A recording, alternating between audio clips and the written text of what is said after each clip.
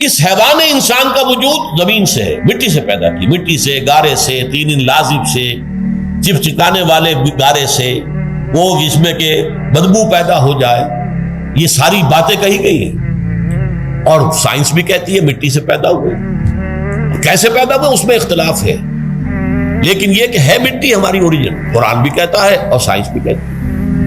اور ہمارے وجود کو جب وہ تھک جائے، مزمحل ہو جائے، اس کی انرجی کم ہو جائے، تو اس کے لیے جو غذا ہے، جو تقویت ہے، وہ بھی ساری زمین سے آ رہی ہے۔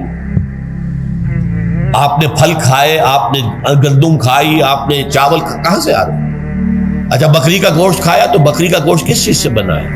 اس نے گھاس کھائی ہے، اس نے پتے کھائے ہیں، وہیں سے تو بنا ہے۔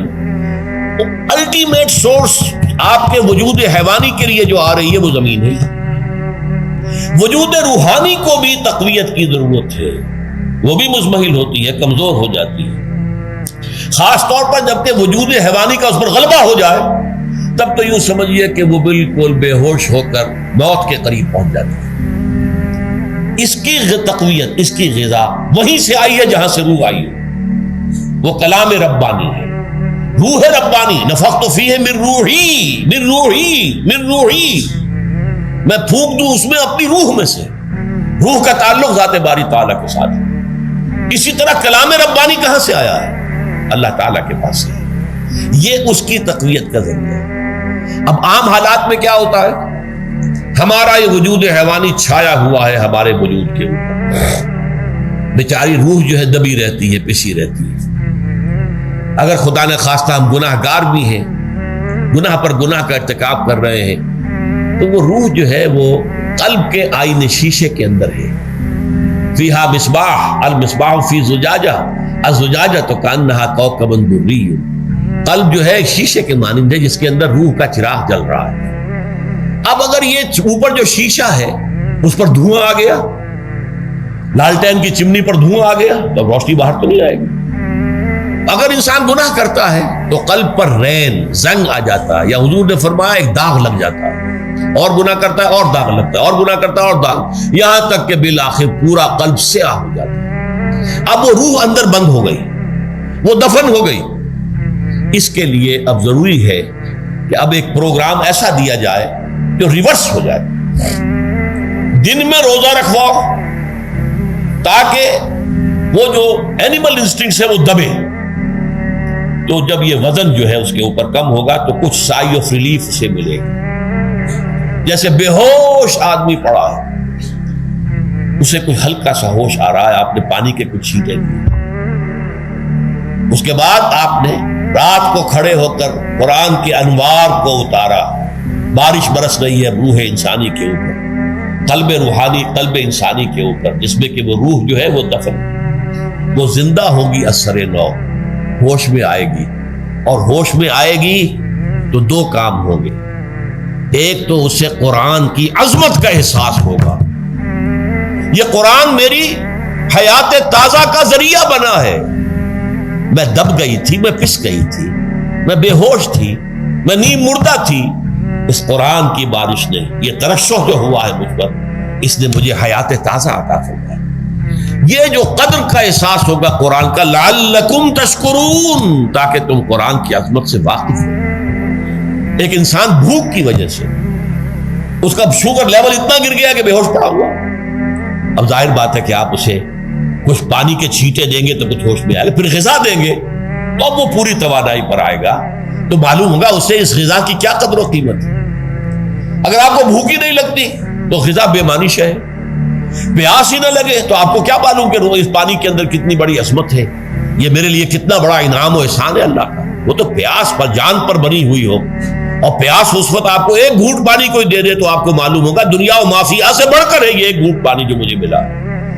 اسی طرح جب روح دبی ہوئی تھی حیوانی وجود کے بوجھ تلے، جبکہ وہ نیم خابیدہ یا نیم بے ہوش یا بالکل بے ہوش تھی، وہ دن میں تو روزہ رکھ کر اس پر سے حیوانی وجود کا وزن کم کیا گیا، اسے ایک ریلیف ملی۔ رات کو قرآن مجید کے انوار و برکات اس میں جذب کیے گئے تو اس کو پوری توانائی حاصل ہوئی۔ اس پوری توانائی کا پہلا نتیجہ تشکر، قرآن کا شکر۔ الحمدللہ الذی انزل علی عبدہ عبدہ الکتاب ولم یجعل لہ عوجا، پھر وہ قلب کی گہرائیوں سے نکلے گا۔ سارا شکر اس اللہ کے لیے جس نے اپنے بندے پر صلی اللہ علیہ وسلم کتاب نازل کی اور اس میں کوئی کجی نہیں رکھی، کسی طرح کی ایش پیش نہیں۔ یا تبارک الذی نزل الفرقان علی عبدہ لیکون للعالمین نصیرا، بڑی بابرکت ہے وہ ذات جس نے اپنے بندے پر فرقان نازل فرمایا تاکہ وہ تمام جہان والوں کے لیے نذیر اور خبردار کرنے والا بن جائے۔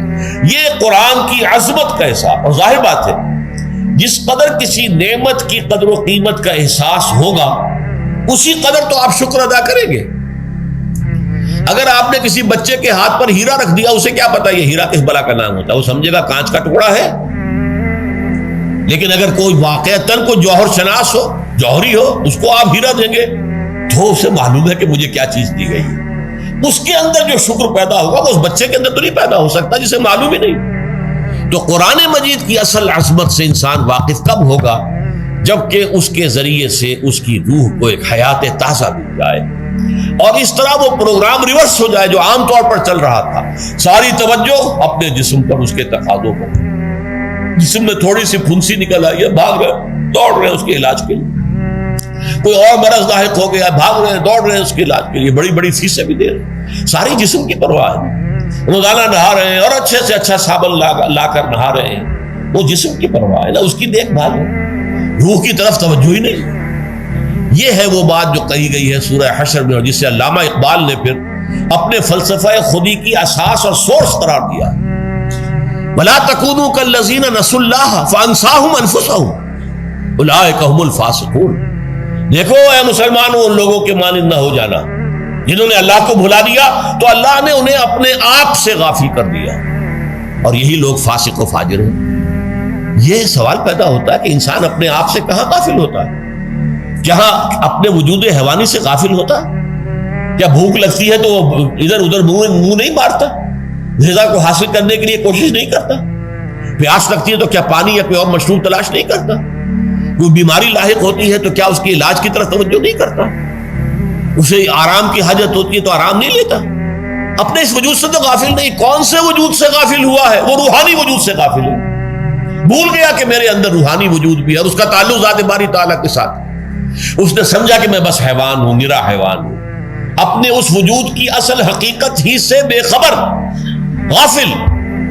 چنانچہ آج کے دور کا سب سے بڑا المیہ کیا ہے؟ ڈارون کے نظریے کے جو اثرات پیدا ہوئے ہماری معاشرت پر، ہماری سوچ پر، ہمارے فکر پر، ہمارے فلسفے پر، ہماری سوشولوجی پر، وہ کیا ہے کہ ہم بھی نرے حیوان ہیں۔ اللہ اللہ خیر۔ یہ سب سے بڑی محرومی ہے اس دور کی کہ انسان اپنے اصل شرف سے خود ہی مستعفی ہو گیا۔ ہمارا کوئی وجود ہے ہی نہیں روحانی وغیرہ، روح کسے کہتے ہیں ہم نہیں جانتے، بس یہ جسم ہے۔ ہم اللہ کو نہیں جانتے کون ہے کون نہیں ہے، ہوگا ہم تو اس کائنات کو جانتے ہیں۔ ہم روح سے واقف نہیں، ہم تو اپنے جسم کو واقف۔ آخرت سے ہم ہمیں کچھ پتہ نہیں، شاید ہو شاید نہ ہو، کچھ پتہ نہیں، لیکن یہ زندگی تو ہے، اسے ہم جانتے ہیں۔ یہ ہے آج کے انسان کا سب سے بڑا المیہ، اور یہ ہے ماس اسکیل کے اوپر ارتداد، ذہنی طور پر مرتد ہو چکے ہیں انسانوں کی عظیم اکثریت مرتد ہو چکی ہے۔ یہ ہے در حقیقت کہ روزہ جو ہے اس پروگرام کو آ کر ریورس کرتا ہے۔ دن میں کھانے پینے، جنسی تقاضے پر پابندی، وہ وجود حیوانی کا وزن کچھ کم، روح جو دبی ہوئی تھی یا سسک رہی تھی یا بے ہوش تھی یا نیند مردہ تھی، اسے کچھ ریلیف ملا۔ اب اس کے اوپر قرآن مجید کے تیرے ضمیر پہ جب تک نہ ہو نزول کتاب، گرہ کشا ہے نہ راضی نہ صاحب کشاف، ہمارے دلوں کے اوپر بارش ہو رہی ہو انوار قرآنی کی۔